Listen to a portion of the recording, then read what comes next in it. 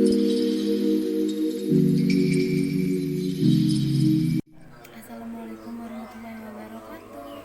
Halo, perkenalkan nama saya Zahra Syifa Putri, biasa dipanggil Zahra dengan NIM 2011-7020. Di sini saya ingin menjelaskan tentang hak asasi manusia.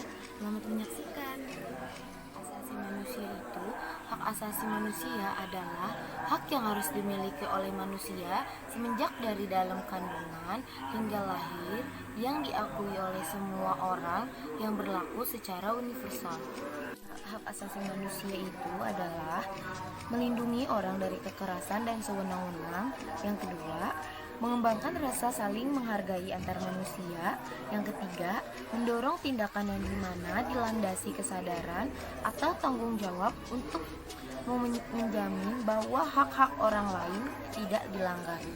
Ciri hak asasi manusia diantaranya ialah HAM tidak diberikan kepada seseorang, melainkan hak untuk semua orang, baik itu hak sosial, hak sipil, hak politik, hak ekonomi, dan juga hak budaya.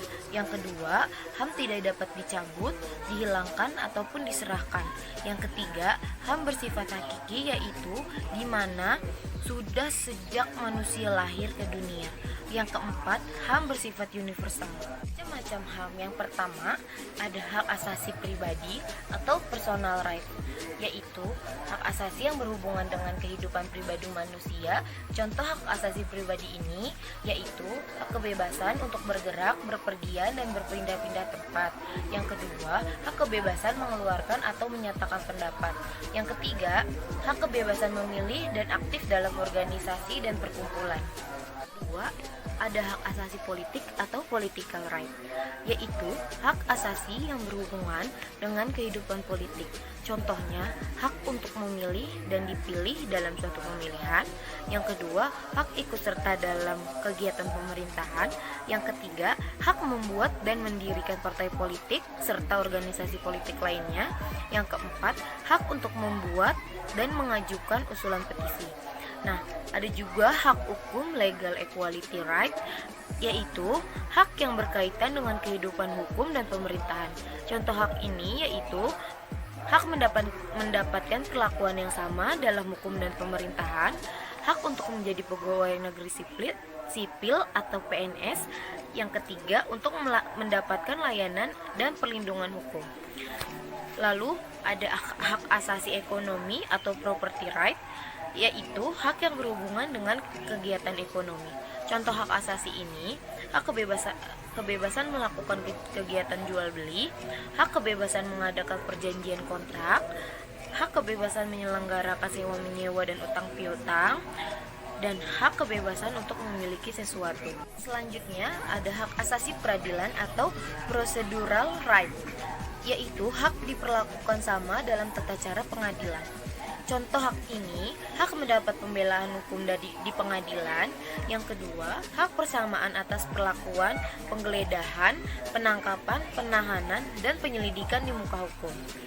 Yang terakhir, ada hak asasi sosial budaya atau social culture right, yaitu hak yang berhubungan dengan kehidupan bermasyarakat. Contohnya, hak menentukan, memilih, dan mendapatkan pendidikan. Yang kedua, mendapatkan pengajaran. Yang ketiga, hak untuk mengembangkan budaya yang sesuai dengan bakat dan minat. Di Indonesia ini masih banyak pelanggaran HAM, maka ada upaya peningkatan HAM di Indonesia, yaitu yang pertama, membentuk kerjasama internasional dalam upaya penegakan HAM. Yang kedua, membentuk lembaga terkait penegakan HAM, contohnya Komnas HAM. Yang ketiga, membentuk undang-undang yang terkait penegakan HAM. Yang keempat, membentuk pengadilan HAM. Pengadilan HAM berfungsi untuk memutuskan perkara terkait pelanggaran HAM yang bersifat berat. Upaya pencegahan pelanggaran HAM yaitu yang pertama, pelajari segala sesuatu tentang hak asasi manusia. Yang kedua, lindungi hak asasi manusia dengan berbuat baik. Yang ketiga, tingkatkan persatuan dan kesatuan. Yang keempat, mengawasi upaya penegakan hak asasi manusia. Salah satu undang-undang yang mengatur hak asasi manusia di Indonesia, yaitu Undang-Undang Nomor 39 Tahun 1999.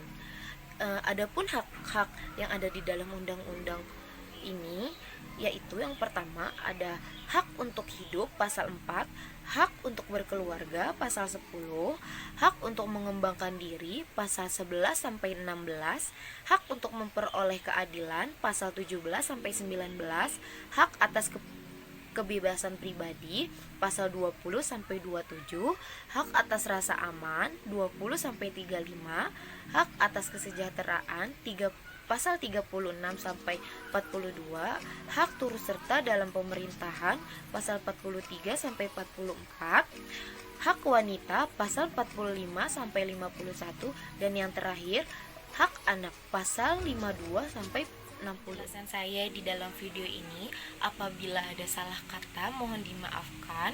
Terima kasih telah mendengarkan penjelasan saya. Saya pamit undur diri. Assalamualaikum warahmatullahi wabarakatuh. Jangan lupa di like, komen, dan di subscribe.